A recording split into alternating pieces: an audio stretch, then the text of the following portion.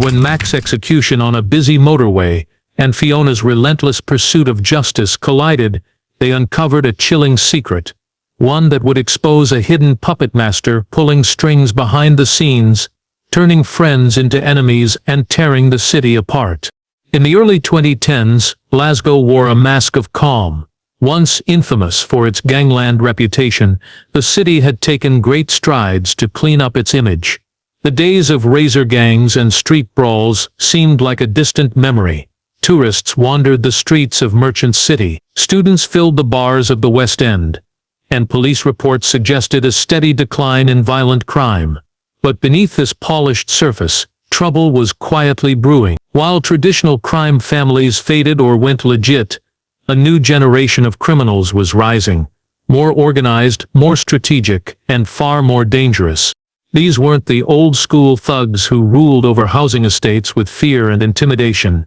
These were men in tracksuits and designer shoes, fluent in encrypted messaging apps and international supply chains. Among them were two crews that would come to define a bloody chapter in Glasgow's underworld history: the Icebox crew and the Red Line Syndicate. At first, they were names whispered in idle circles. Icebox operated quietly, moving drugs through high-end clubs and laundering profits through car dealerships and fake consultancy firms. They avoided unnecessary violence, priding themselves on professionalism and control. Red Line was different. Flashier, younger, and hungry for attention, they stormed into the scene with brash moves, claiming territory in the East End, flashing cash on social media, and recruiting vulnerable teenagers as foot soldiers. What they lacked in discipline, they made up for in raw aggression. But for a while, the two groups existed without major conflict. Their operations overlapped only at the edges, and a silent line divided the city. That line wouldn't hold. It started with rumors. Red Line members had been seen outside clubs historically linked to Icebox protection. A shipment of pills went missing. A bouncer with ties to Icebox was badly beaten in a late-night ambush. The police dismissed it as random street violence, but those paying attention knew better. Something was stirring, tensions were mounting, and the rules of the street were beginning to shift. Territory in Glasgow had always been sacred, especially among rising crews. Every alley, nightclub, and corner shop represented income, power, and reputation. When that balance was disrupted, retaliation was inevitable. But what no one knew, not the police, not the public, and not even the gang members themselves, was that the upcoming storm was being carefully orchestrated by someone entirely outside the picture. Someone who had waited years for this exact moment. The war was about to begin, and Glasgow would never be the same again. The first real sparks flew over territory that most people wouldn't even notice: back entrances to nightclubs, unmarked storage units, and small takeaways doubling as stash spots. To the public, these were just pieces of everyday city life, but to the Icebox crew and the Red Line Syndicate, they were pressure points in a growing turf war.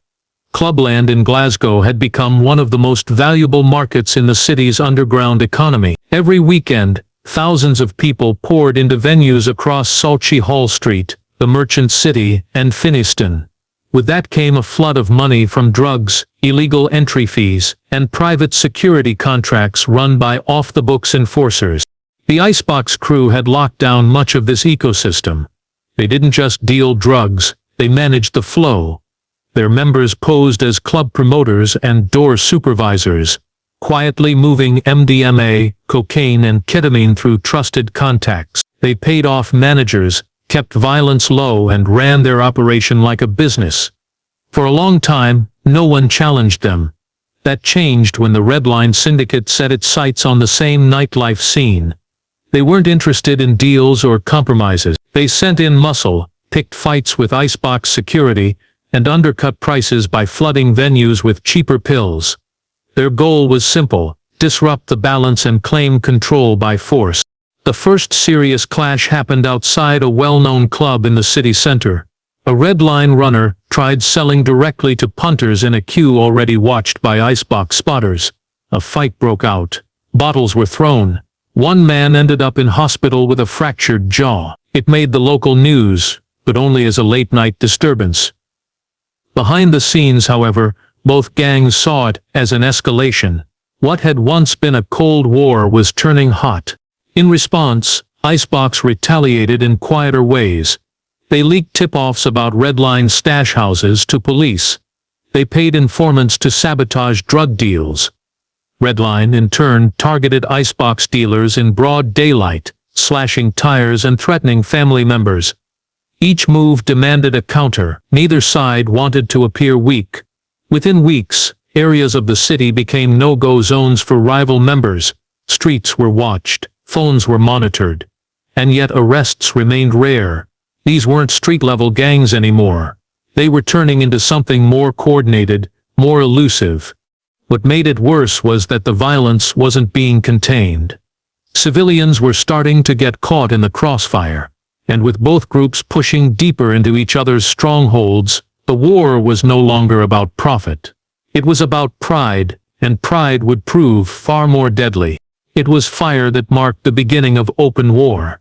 Not bullets, not bodies, flames.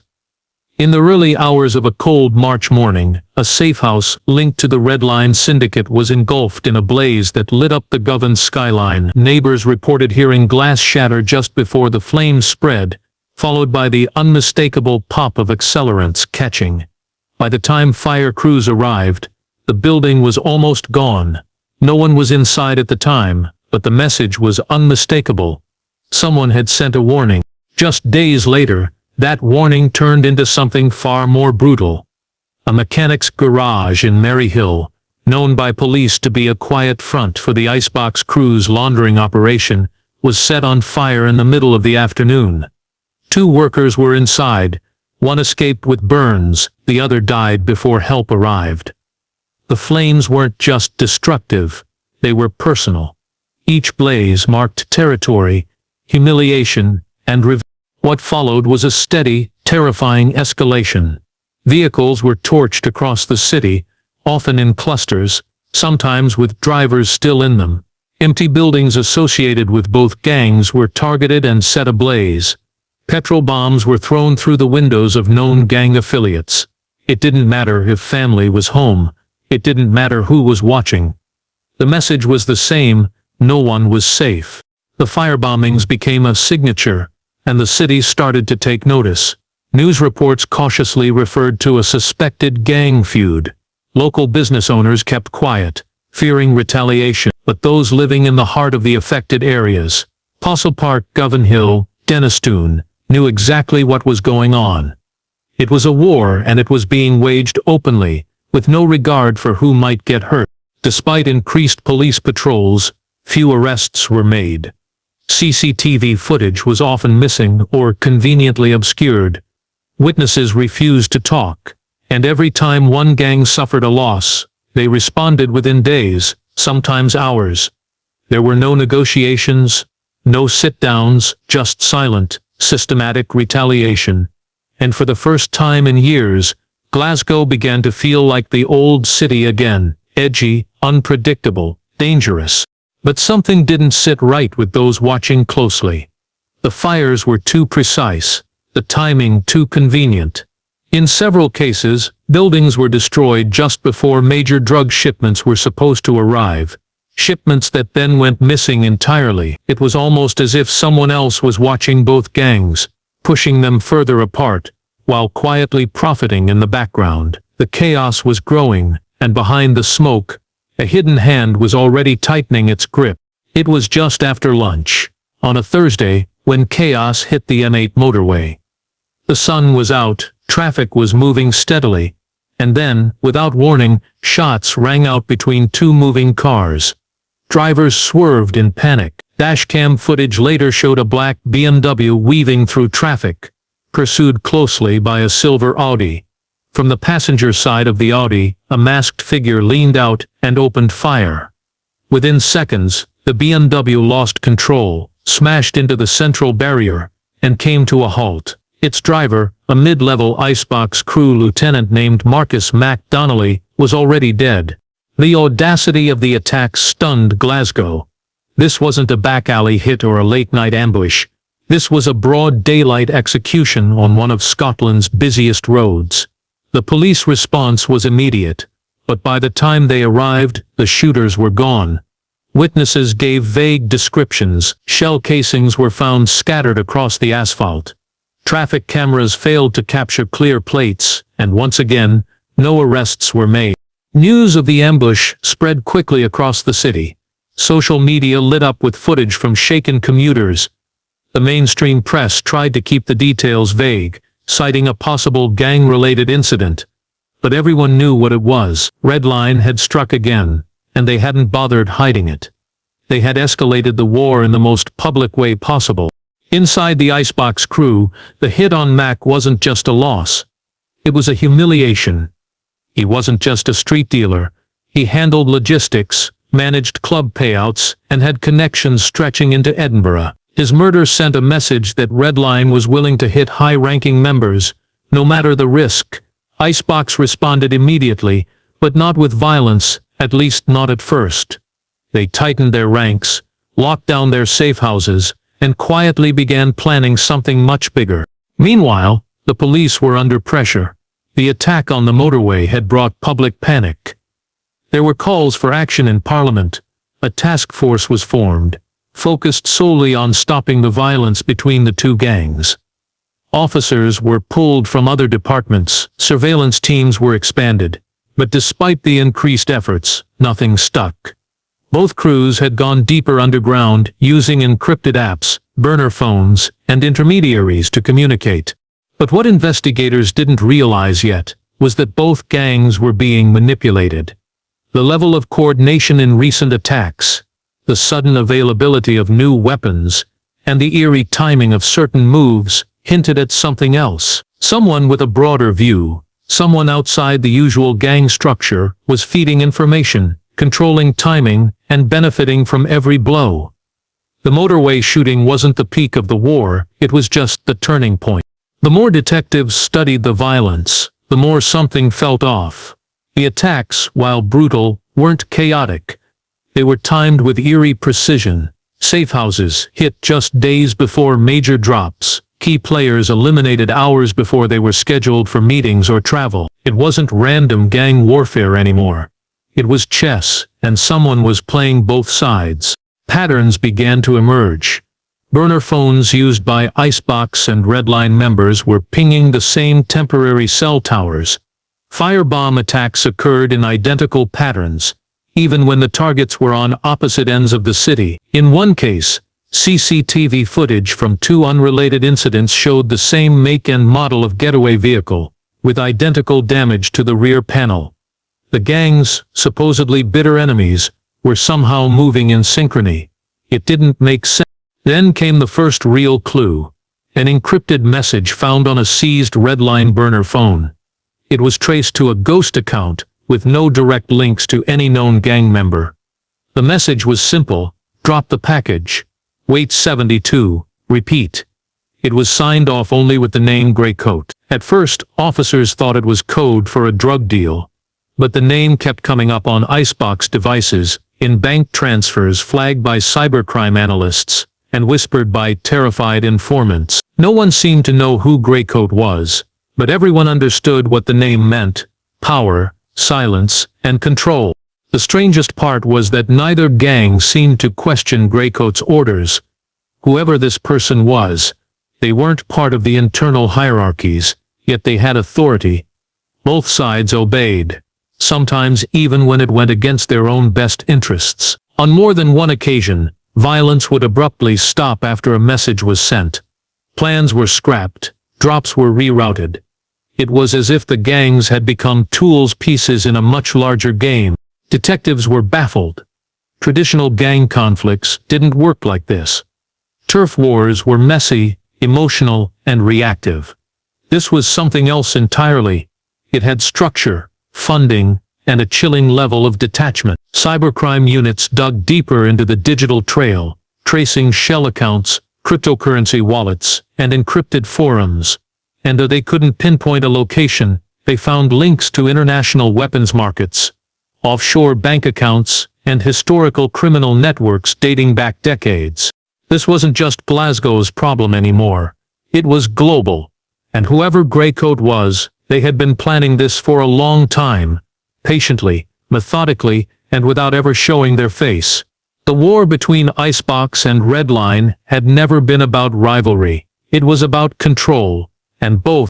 Greycoat wasn't just a shadowy name whispered in police reports. He was a ghost with a history that stretched far beyond the Glasgow streets, former intelligence dating back decades. This wasn't just Glasgow's problem anymore. It was global. And whoever Greycoat was, they had been planning this for a long time, patiently, methodically, and without ever showing their face. The war between Icebox and Redline had never been about rivalry. It was about control, and both.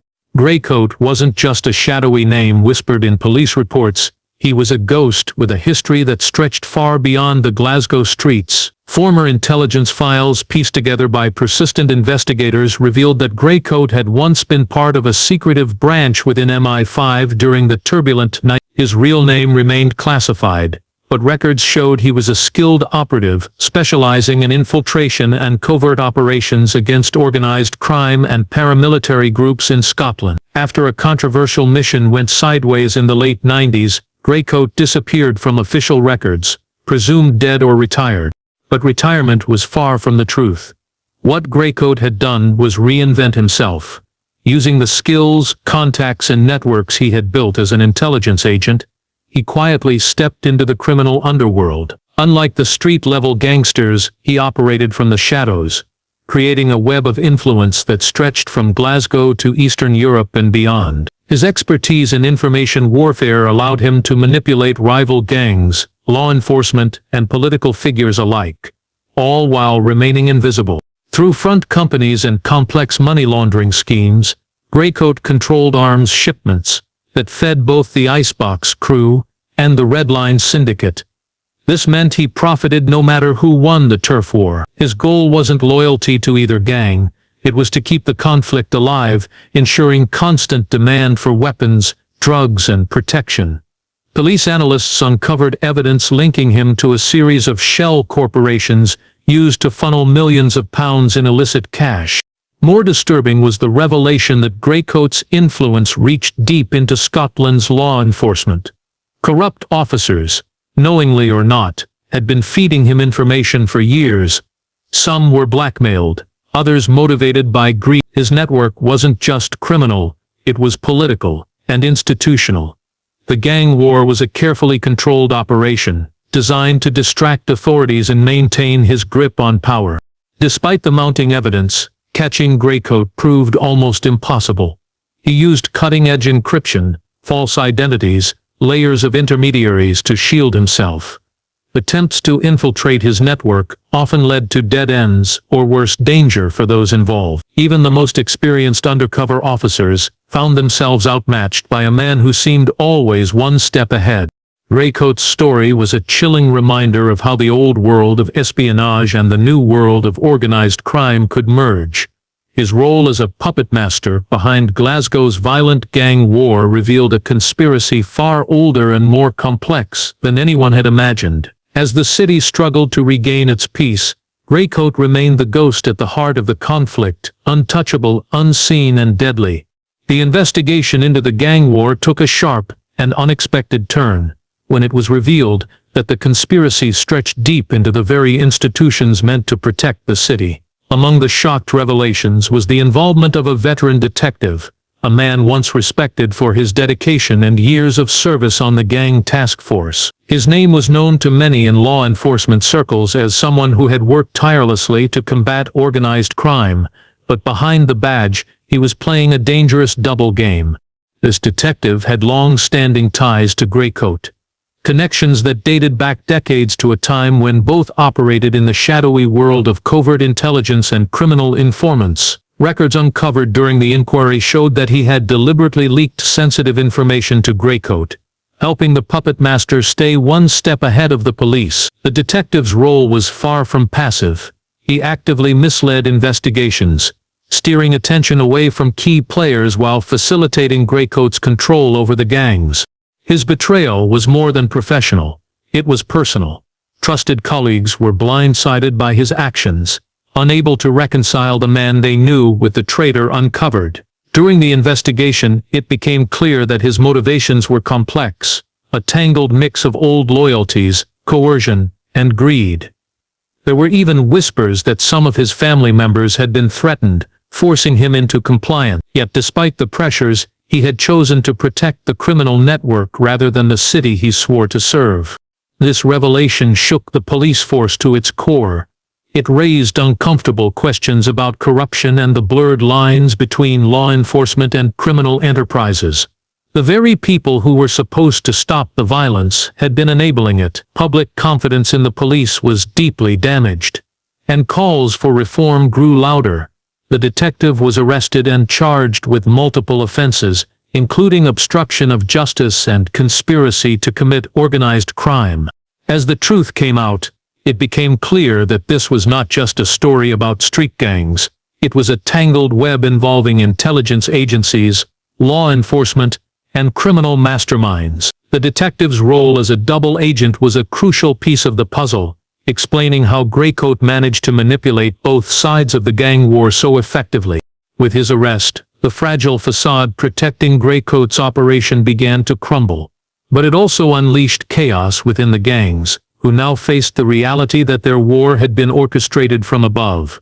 With betrayal lurking in the shadows, the city stood at a crossroads, facing the challenge of rooting out corruption while trying to rebuild a peace shattered by decades of hidden manipulation. As the police cracked down on the corrupt detective and his network, the fragile balance within the Icebox crew and the Red Line Syndicate shattered. The revelation that their brutal war had been manipulated from the shadows sent shockwaves through both gangs. Members who had once fought fiercely now questioned everything they thought they knew. The bitter rivalry, the violent attacks, it had all been orchestrated to benefit someone else entirely. Inside the gangs, paranoia took hold. Trusted lieutenants began suspecting each other of betrayal. Informants whispered in dark corners, wondering who might be working for Greycoat or the compromised police officer. Old alliances fractured as power struggles emerged. Some factions wanted to retaliate blindly, while others sought to uncover the puppet master pulling their strings, but the truth remained elusive. At the same time, law enforcement redoubled its efforts to dismantle the gang's operations. Armed with new evidence and insider information from the arrested detectives' files, the police launched coordinated raids across Glasgow. Safe houses were stormed, weapons caches seized, and key players arrested. The city's underground economy began to unravel. For the first time in years, the relentless violence showed signs of slowing. Yet, Greycoat himself remained out of reach. Even as his empire crumbled around him, his grip on the gangs did not fully loosen. Behind the scenes, unknown operatives continued to move money, weapons, and information through encrypted channels. The violence simmered, ready to flare again at the slightest spark. It was clear that the war was far from over. It had only changed shape. What made the situation even more complex was the impact on ordinary Glaswegians. Communities long caught in the crossfire faced growing fear and mistrust.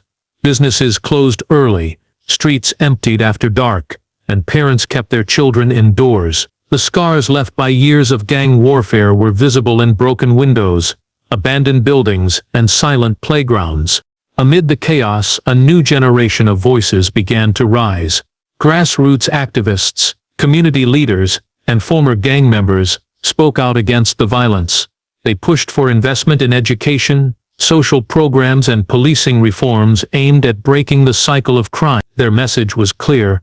Glasgow needed more than raids and arrests. It needed healing and hope. The unfolding crisis forced the city to confront uncomfortable truths about power, corruption, and resilience. As the gangs fractured and Greycoat's shadow receded, the people of Glasgow faced the daunting task of rebuilding trust, not just with the police, but within their own neighborhoods. The legacy of the explosive gang warfare in the early 2010s was a reminder that peace demanded more than silence. It required courage, unity, and a commitment to change.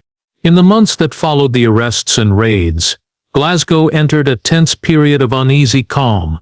The streets no longer echoed with the sounds of gunfire or the crackle of firebombs.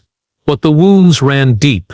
The community remained wary, caught between relief and fear. People who had lived in neighborhoods dominated by gangs for years were left wondering what would come next. Would the violence return? Was peace fragile or lasting?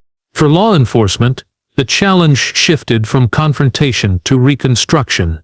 Officers focused on building trust with communities that had long viewed the police with suspicion or outright hostility. Outreach programs, neighborhood policing teams, and community forums became key tools in bridging the divide.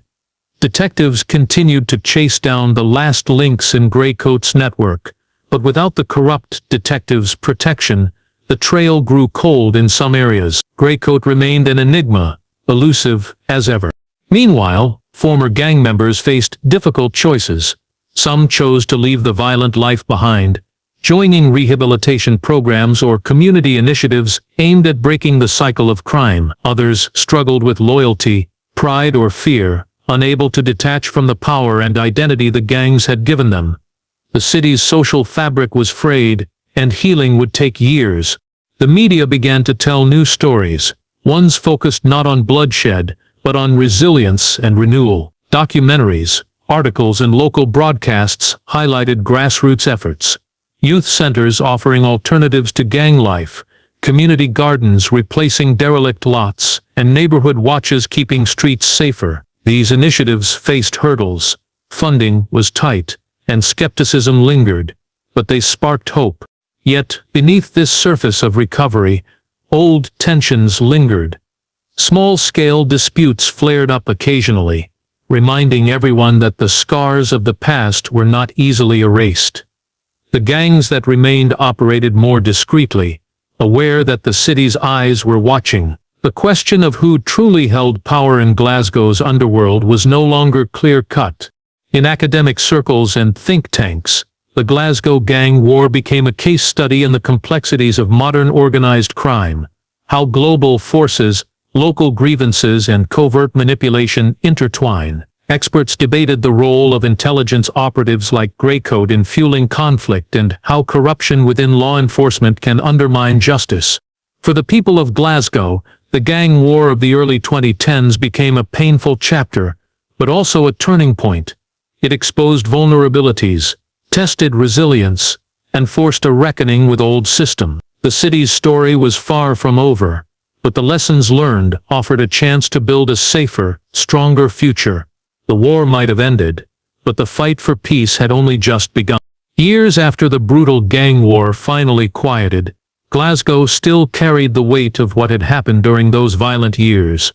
The Icebox crew and the Red Line Syndicate had been weakened, their power fractured by police crackdowns and internal distrust. Greycoat, the elusive figure who had manipulated the conflict from behind the scenes, remained at large, his identity and whereabouts a mystery. Though his influence had waned, the shadow he cast over the city's underworld lingered, a reminder of how deep corruption and conspiracy can reach. The scars left by the gang warfare extended beyond broken windows and burned-out buildings. Families torn apart by loss struggled to heal. Communities that had once lived in fear began the slow process of rebuilding trust, both among neighbors and with the authorities. New leaders emerged. Former gang members who turned away from violence, social workers and activists who dedicated themselves to preventing the next generation from falling into the same traps. At the same time, the city's institutions faced a reckoning. The police force underwent reforms to root out corruption exposed during the investigations. New oversight measures and community policing models were introduced to rebuild faith in law enforcement. But the road to restoring confidence was long and fragile, with setbacks reminding everyone how easily trust can be broken. In the broader picture, Glasgow's gang war became a cautionary tale about the dangers of hidden influence and the complexity of modern crime. It showed how a single individual armed with intelligent skills and ruthless ambition could destabilize an entire city by exploiting rivalries and weaknesses. It was a story of betrayal not just on the streets, but within the halls of power. Documentaries and books chronicling the war's rise and fall reached audiences far beyond Scotland, sparking conversations about organized crime's evolving nature worldwide. The story highlighted the importance of transparency, vigilance, and community resilience in confronting these threats. Despite the darkness of the past, Glasgow also showed its strength. Neighborhoods once ruled by fear found new life in cultural projects, education initiatives, and economic development. Young people who might once have been drawn into gangs discovered alternative paths. The city's identity, shaped by hardship and survival, grew richer and more complex. The explosive gang warfare of the early 2010s had forever changed Glasgow. It was a brutal chapter, but also a turning point. One that forced the city to face uncomfortable truths and strive for lasting change. The war may have ended, but its legacy remains a powerful reminder. Peace is never guaranteed, but it is always worth fighting for.